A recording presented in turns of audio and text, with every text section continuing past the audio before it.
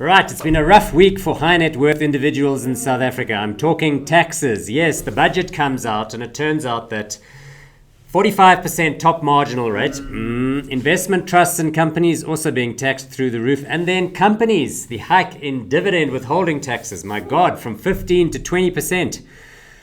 And the problem here is the big credibility gap, as people put it. So the money gets spent on, inadequate public servants, inadequate and useless outcomes in education and healthcare and security, and not even to mention the money that gets sunk into underperforming state-owned enterprises like SABC and Eskom and the likes. So what do we do now? Well, I think it's time to organize, mobilize, industrialize. Right, France. Have you heard of Michelin stars? Yeah, that's the fancy snooty old guidebook where 1 star means you're an outstanding restaurant, 2 means amazing, 3 means absolutely incredible. Well, the new book just came out with a fatal blunder. There's a restaurant in Paris which is called Bouche à Oriel, okay?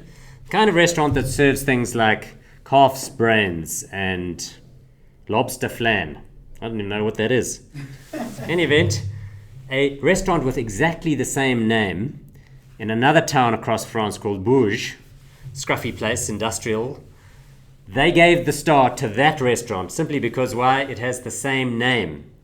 This restaurant, the one that gets the star in the guidebook then, is like a builder's buffet type shack, a diner basically at the side of the road, which serves fixed price meals, 10 euros, eat as much as you like.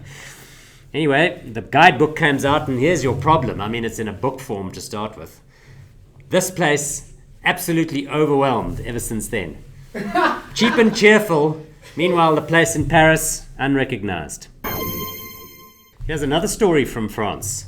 A man there is suing Uber for $50 million because why?